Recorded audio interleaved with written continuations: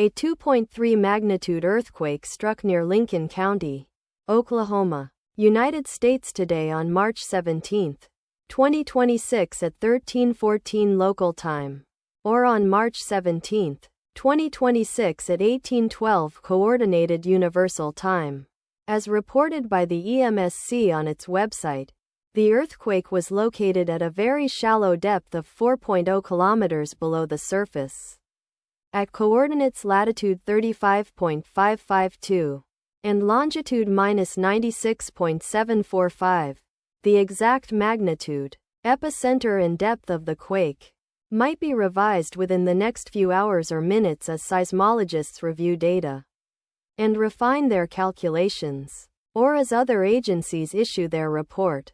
Towns or cities near the epicenter include Midwest City, Oklahoma County, Oklahoma, located 60 kilometers, or about 37.2 miles from epicenter.